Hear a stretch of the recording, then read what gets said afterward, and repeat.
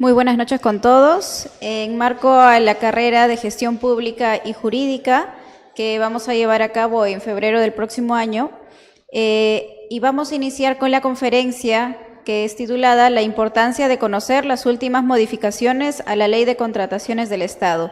En esta ocasión tenemos al doctor Jesús Córdoba Scheffer, que es abogado de la Pontificia Universidad Católica del Perú, con estudios de maestría en Derecho de la Empresa en la misma casa de estudios y máster en Gerencia Pública por EUSIN Business School y máster en Contrataciones Públicas por la Universidad Castilla-La Mancha.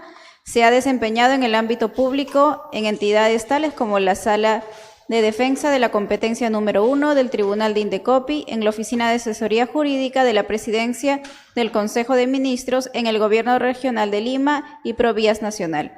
Bueno, vamos a iniciar con la conferencia. Doctor, adelante. Bueno, buenas noches, muchas gracias. Bueno, en el marco justamente de lo que es la nueva carrera que se está impulsando a través del Instituto de Capacitación Jurídica de Gestión Pública, se inicia una serie de conferencias, siendo esta la primera respecto de algunas de las principales modificaciones que ha habido a la Ley de Contrataciones del Estado. En ese sentido, vamos a exponer en esta hora los principales alcances y modificaciones que se ha ido dando a través del Decreto Legislativo 1444, que es la norma que modifica la Ley de Contrataciones del Estado. Pero principalmente lo que se quiere o lo que se busca es poder mencionar o comentar respecto de las bondades que tiene esta nueva carrera de gestión pública. En ese sentido, la demanda del mercado en estos últimos años se está requiriendo de nuevas capacidades de personas que cuenten con el conocimiento no solamente o exclusivamente de derecho o de contabilidad o de administración, sino que engloben, digamos, todas una serie de características, una serie de, digamos, de atribuciones que puedan tener el estudiante y posteriormente profesional, con todas estas cualidades que le permita incorporarse en el mercado, sobre todo que apunte a la administración pública, y segundo, que pueda desenvolverse con todas las herramientas necesarias y adecuadas para que las pueda aplicar de manera eficaz. En ese sentido, el curso de gestión pública pues abarca una serie de temas vinculados a la gestión pública que van desde el derecho administrativo, contrataciones con el Estado, contabilidad pública, etcétera, todo lo que tiene que ver en el marco del desarrollo de la administración pública en sí. Entonces, parte de ello, uno de estos sistemas que involucra a la administración pública, está el Sistema Nacional de Abastecimiento, que es un sistema que recientemente ha sido aprobado y en el cual tiene cierta influencia en el marco de la Ley de Contrataciones del Estado, que es el tema que vamos puntualmente a tratar el día de hoy. En sí, cabe indicar preliminarmente que las contrataciones con el Estado se encuentran regulados a través de la Ley 30225. La Ley 30225 es la ley que actualmente nos rige sobre temas de contrataciones del Estado. Tenemos la ley y tenemos también su reglamento. Posteriormente, ha habido otra ley que ha modificado la ley 30225, que es el Decreto Legislativo 1341. Y junto con el Decreto Legislativo 1341 se aprobó su respectivo reglamento que modificó el primero. Entonces, en la actualidad se ha publicado el Decreto Legislativo 1444 con fecha 16 de septiembre de este año, 2018. Y claro, lógicamente, viendo los antecedentes, lo que toca ahora sería que se publique el reglamento. El reglamento todavía no ha sido publicado. Por lo tanto, hasta que no se publique el reglamento, el decreto legislativo 1444 todavía no se encuentra en vigencia. No obstante, ya ha sido el decreto legislativo 1444 publicado en el Diario del Peruano, podemos inferir y deducir muchas de las novedades que nos va a traer el reglamento. Entre ellas, un aspecto fundamental es que hay un fomento muy importante respecto de la competencia. La competencia en el mercado, ¿qué significa? Cuando existen muchos proveedores, muchas empresas, muchos agentes en el mercado que brindan un mismo producto, el consumidor tiene la ventaja de poder escoger entre todos estos proveedores. Entonces, va a escoger al que le ofrezca la mejor calidad y va a buscar también al que no solamente le ofrezca la mejor calidad, sino también el mejor precio.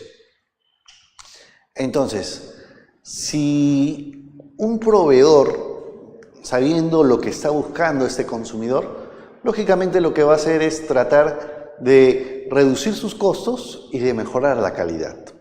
En buena cuenta, la competencia lo que realiza es mejorar los niveles y estándares que existen en un determinado mercado. ¿Qué pasa si hay un menor número de competidores o un menor número de proveedores en el mercado? Pues simplemente, o eventualmente hasta podríamos hablar de un monopolio, obviamente la calidad va a disminuir de los bienes y también el precio va a subir. Imaginemos un mercado en el que solo exista un monopolio, pues nos van a dar el servicio o el producto que la empresa crea conveniente y también va a establecer el precio o el costo que también crea por más conveniente. No va a haber una oferta y demanda en el mercado que permita pues que el consumidor pueda optar por el mejor precio y la mejor calidad de los bienes. Este escenario de competencia que se hace necesario en un mercado también se traslada al sector público. Es decir, la entidad o las entidades o el Estado en general, podríamos decir que el Estado, a través de las distintas entidades que existen, hablemos pues del Ministerio de Agricultura, el Ministerio de Educación, el Ministerio de Defensa, un gobierno local, un gobierno regional, en fin, distintas entidades que existen en el Estado, todas ellas requieren de proveedores o de empresas que le puedan suministrar diferentes, llamémosles, bienes, servicios u obras. Entonces, el Estado necesita proveerse de empresas o de proveedores en el mercado para realizar un contrato, para que este proveedor le pueda otorgar un bien, un servicio o ejecutar una obra. ¿Qué pasa si el Estado, cuando quiere comprar, busca un proveedor en particular o varios proveedores para poder elegir el mejor precio? Encuentra muy pocos. Entonces no le van a poder, el Estado no va a poder acceder al mejor precio y tampoco va a poder acceder a la mejor calidad del bien. Lo que ya habíamos comentado anteriormente en este contexto de competencia en un mercado privado, también se tiene que reflejar ese mismo escenario en un ámbito público. Entonces, la ley de contrataciones del Estado, lo que trata y lo que está tratando aún más con este decreto legislativo 1444, es propulsar la competencia. Entonces se hace necesario que más participantes puedan participar, valga la redundancia, en un procedimiento de selección, en una contratación pública. Y para ello es necesario, primero, derribar aquellas barreras burocráticas. Ya oportunidad se hizo con el decreto legislativo 1341, cuando se eliminó la posibilidad de renovar el Registro Nacional de Proveedores, ¿no? Ahora el Registro Nacional de Proveedores, hay que recordar que no solamente, o anteriormente, mientras estaba regulado en la ley 3025, uno se inscribía y al año tenía que renovar, es decir, pagar nuevamente tu tasa para poder renovar tu inscripción. Ahora ya no, tu inscripción es de manera permanente y solamente está sujeto a la actualización de los datos del proveedor. Eso ha sido un avance muy importante porque permite a las empresas ya no sufrir tantos costos al momento de inscribirse o de renovar, que justamente en la renovación era donde más problemas se creaban. Pues bien, ahora, con el decreto legislativo 1444 lo que se busca es crear un marco de competencia aún más mayor, digamos, que lo que estaba regulado en el artículo o en el decreto legislativo 1341 y en la ley 3225. Uno de esos elementos importantes y que está regulado, tratado en el decreto legislativo 1444,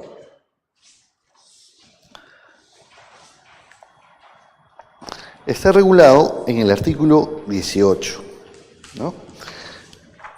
Vamos a ver qué dice este artículo 18, que es muy importante tenerlo en cuenta.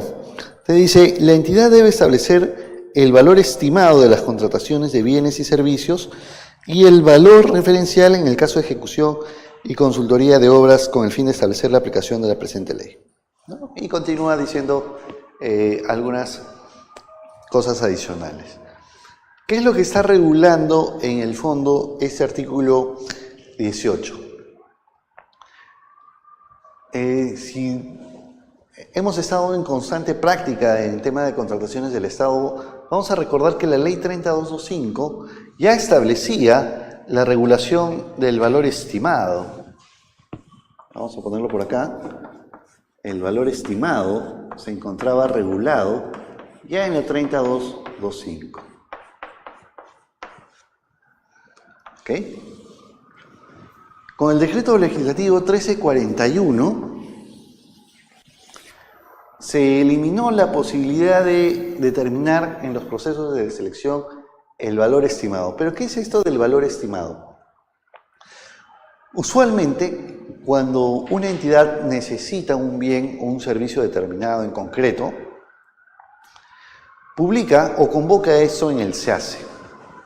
Una vez convocado en el SEACE, también publica con ello las bases, es decir, los requerimientos necesarios para poder adquirir ese bien. Es decir, va a tener que indicar cuáles son las características, cuál es la oportunidad en la que se tienen que entregar los bienes, cuáles son las obligaciones y deberes que debe tener el contratista que va a entregar este bien o este servicio.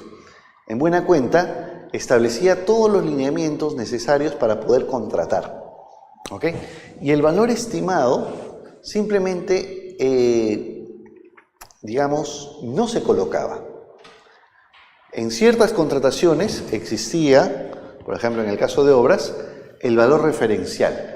El valor referencial es el monto que la entidad está dispuesta a pagar por ese bien o ese servicio.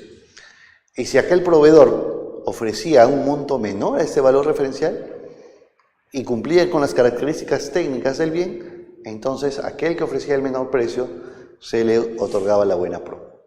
En cambio, el valor estimado en las bases simplemente no se colocaba. ¿Cuál era la idea en el trasfondo de este valor estimado? Pues que las partes ofrezcan el valor que ellas más crean conveniente. Es decir, crear un nivel de competencia entre ellas. Como siendo yo un competidor y no sé cuánto va a ofertar el otro o cuánto va a ofertar mi otro competidor, entonces yo voy a tratar de ofertar el menor precio posible, que esté dentro de mi alcance. Esa es la idea del valor estimado. No obstante, con el decreto legislativo 1341 se eliminó el valor estimado. Nuevamente, en las contrataciones públicas, ya sea bienes, servicios u obras, o cualquiera sea el tipo de procedimiento de selección que se haga, tenía que ir el valor referencial. Se había eliminado por completo el valor estimado. Sin embargo, por recomendaciones de la OCDE, En el decreto legislativo 1444 nuevamente se reincorpora el valor estimado, ¿no? Con la idea de que efectivamente se cree o se crea competencia, al menos en el precio, cuando exista una cantidad de proveedores, cuando esté ofertando un bien o un servicio, en esto específicamente. Más no en el caso de ejecución y consultoría de obras, que se reserva el valor estimado para ese tipo de contrataciones. Esa es una modificación muy importante, pero como vemos, es volver a lo que ya estaba regulado anteriormente.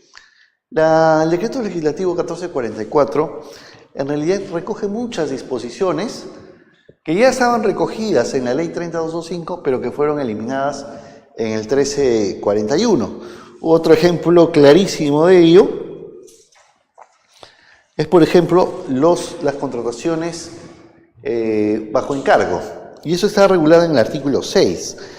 El artículo 6 se dice, excepcionalmente, también puede encargarse las actuaciones preparatorias o procedimientos de selección a organismos internacionales debidamente acreditados, previa autorización expresa, siguiendo las condiciones de transparencia, auditabilidad y rendición de cuentas, ¿no? Sin embargo, eso ya estaba en la ley 30225. Y con el decreto legislativo 1341, el encargo a organismos internacionales se había reducido. No solamente era excepcionalmente, sino que tenía que tener una alta especialización técnica. Entonces, no solamente era que el organismo internacional lo pueda realizar, sino que también tenía que tener mucha experiencia y conocimiento técnico para poder realizarlo. Ahora, ese conocimiento técnico como que ya queda de lado y simplemente basta la autorización, ¿no? Pero sigue conservando este carácter de excepcional. Pero al dejar de lado este conocimiento técnico, abre la puerta a que puedan haber más organismos internacionales que puedan realizar esta contratación, ¿no? En general, la ley o el decreto legislativo 1444 lo que hace, si bien es cierto, de la revisión de los articulados que está modificando, son alrededor de 35, 36, 37 artículos que modifica del decreto, o mejor dicho, de la ley 30225. Es un poco más de la mitad. Posiblemente el reglamento tenga también una modificación considerable del reglamento actual, ¿correcto? Entonces, pero si bien es cierto el número puede ser grande de los artículos modificados, estamos hablando más del 50% de la ley modificada, muchos de ellos no recaen en una modificación, digamos, importante o una modificación trascendental.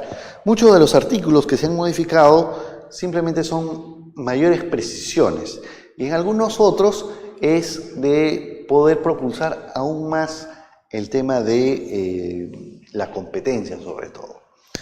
Hay otros artículos, como el artículo 11, que habla de los impedimentos de aquellas personas que están, por alguna razón, ya sea por el cargo que tienen, por el cargo que desempeñan, no pueden contratar con el Estado.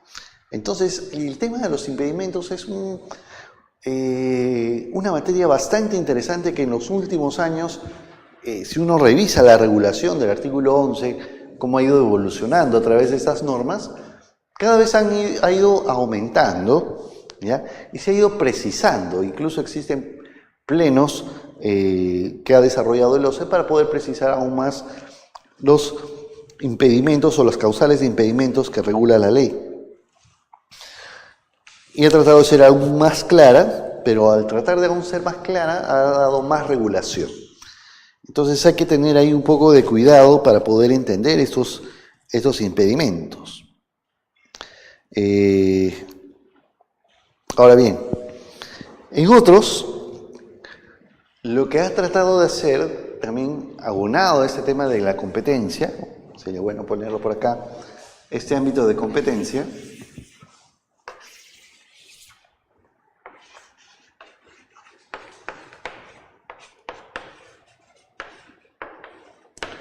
es la interrelación que existe entre el OCE y obviamente como estamos hablando de la competencia en el mercado, pueden darse algunos supuestos en los que los proveedores puedan, digamos, concertar precios. La concertación de precios es una infracción que se encuentra sancionada, no en la norma de la Ley de Contrataciones del Estado, ¿okay?, sino tiene su propia normatividad de anticompetitividad de la libre competencia. Y el encargado de sancionar ello no es el OCE propiamente, sino es el INDECOPI. Entonces, la norma trata de mejorar aún más esta interrelación entre el OCE y INDECOPI y obviamente también los ilícitos penales que se puedan crear, ¿no? Entonces, el Ministerio Público también juega un rol importante. Bien, muestra de ello es el artículo 14. El artículo 14 del Decreto Legislativo 1444 nos indica pues que cuando la entidad, el organismo supervisor de las contrataciones del Estado o el Tribunal de Contrataciones del Estado verifique la existencia de indicios de conductas anticompetitivas en un procedimiento de selección en los términos de la normativa especial, debe remitir toda la información pertinente al INDECOPI. Es decir, el INDECOPI como entidad competente para ver los temas de competencia o libre competencia y las infracciones que se puedan suscitar, no solamente en un mercado privado, ¿okay?, porque INDECOPI ve esos casos de libre competencia en el ámbito privado, pero también los puede ver en los relacionados con las contrataciones públicas. Bueno, existen otros artículos también muy importantes que se han ido modificando. Hay otras que simplemente son precisiones. Ya habíamos comentado que el decreto legislativo en otros casos ha vuelto nuevamente a la ley 3225. Otro ejemplo, ya hemos visto el tema del valor estimado de las organizaciones internacionales. Conviene dar otro ejemplo más para que esto quede aún más claro. Si revisamos el artículo, por ejemplo,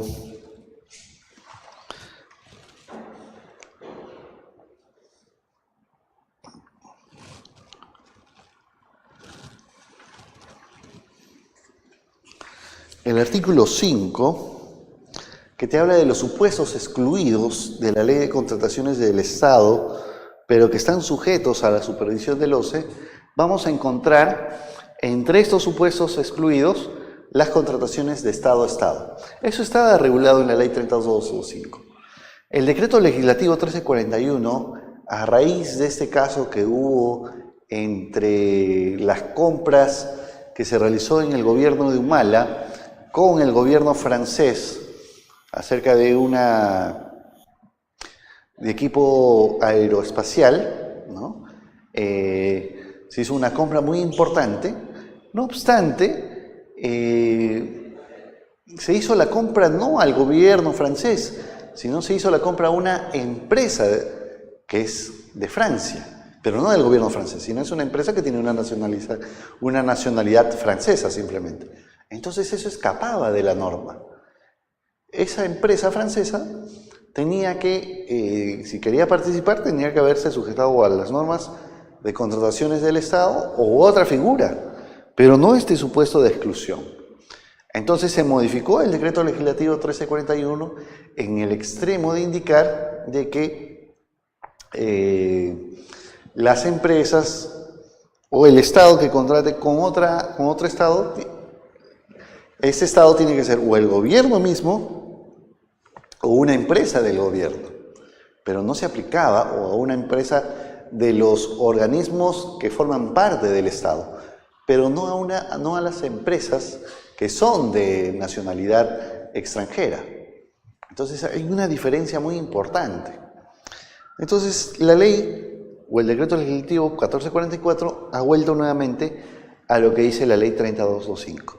Si bien es cierto, por técnica legislativa, debió haber conservado lo que establecía el decreto 1341 y lo puso en unas disposiciones complementarias y transitorias.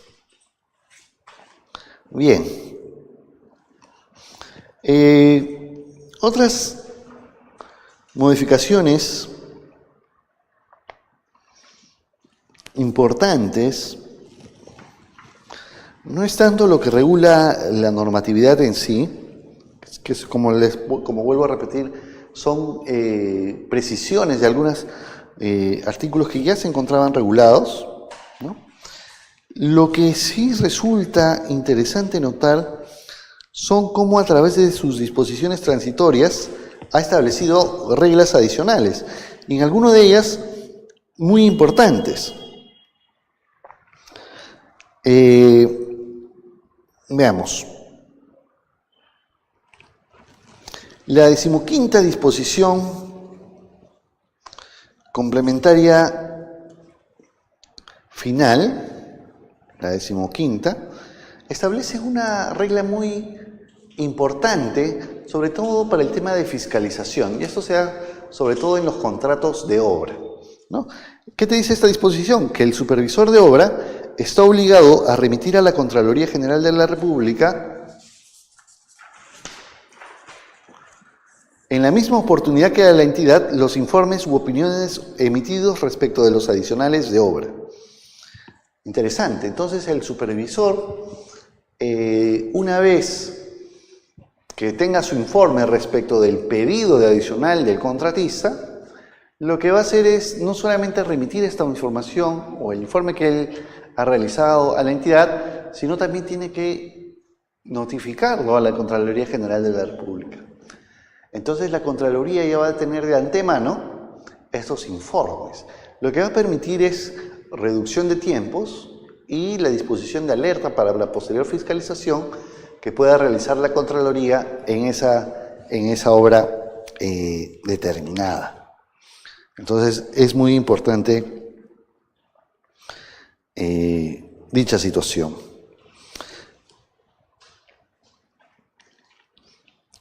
Vamos a ver, hay otra modificación que es la derogación en realidad del artículo 34A de la Ley de Contrataciones del Estado, que recordemos era una norma que establecía la modificación de los contratos cuando ya no se podían realizar ni adicionales, ni reducciones, ni ampliaciones de plazo, ¿no?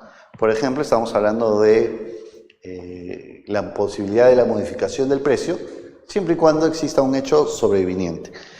El artículo 34A se ha eliminado, simplemente esto es por técnica legislativa, pero la misma regulación se sigue estableciendo tal cual en el artículo 34.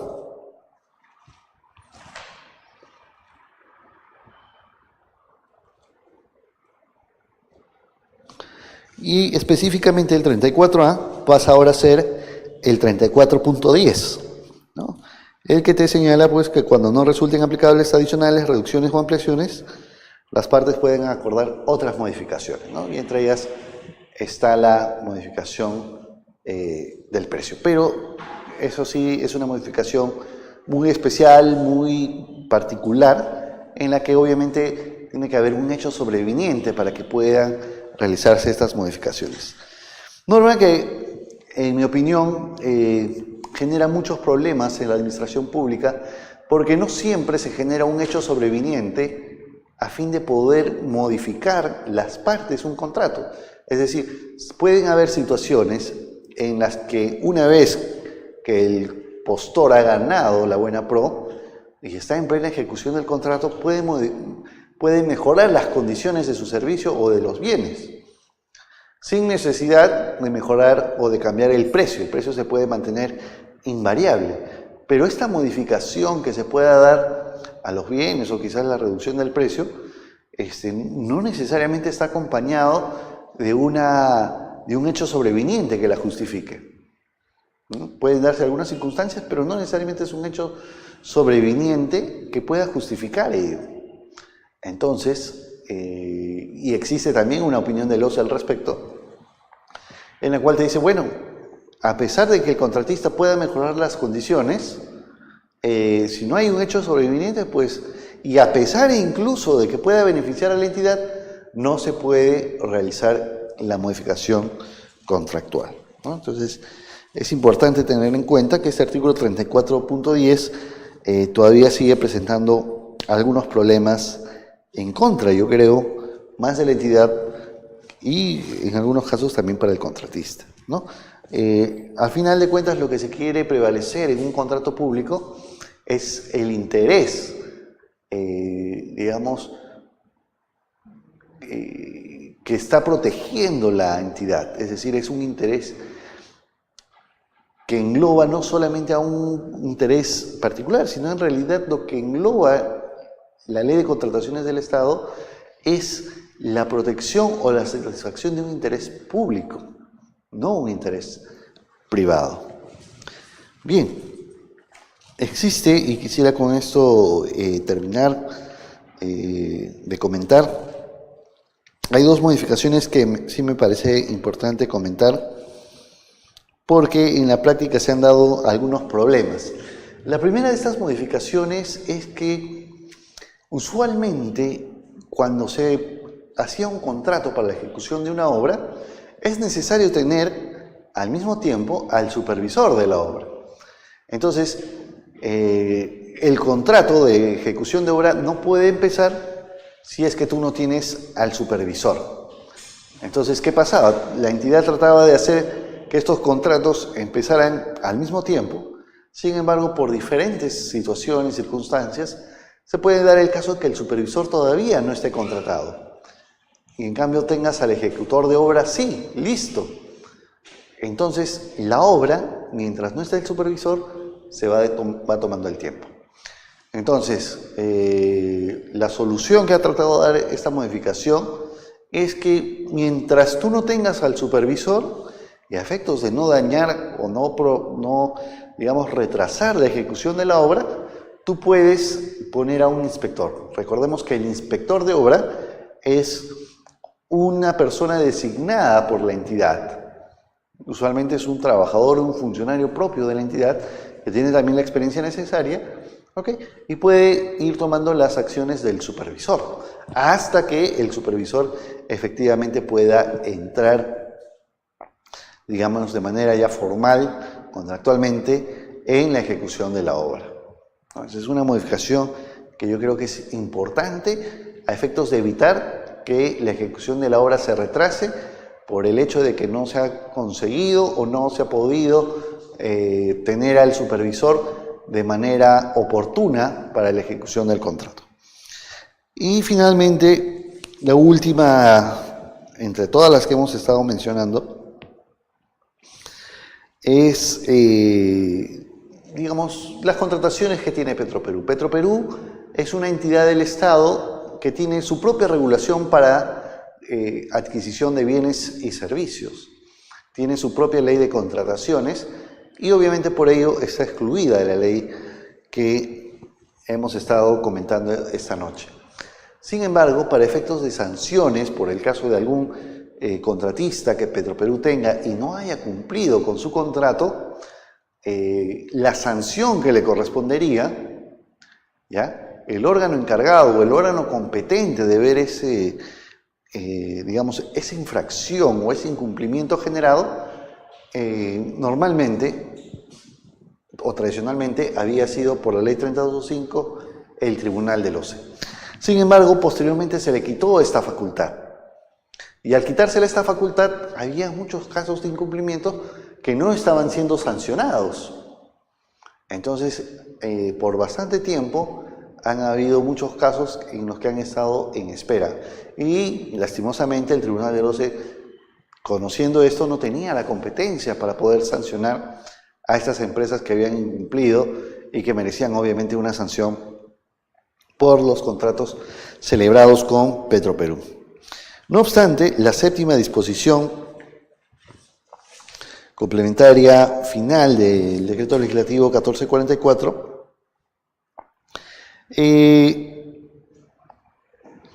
señala algo particular, ¿no? Dice que los recursos impugnativos que se presenten en el marco de los procesos de selección que convoque Petroperú son conocidos en vía de apelación por dicha empresa a través de un comité de apelaciones.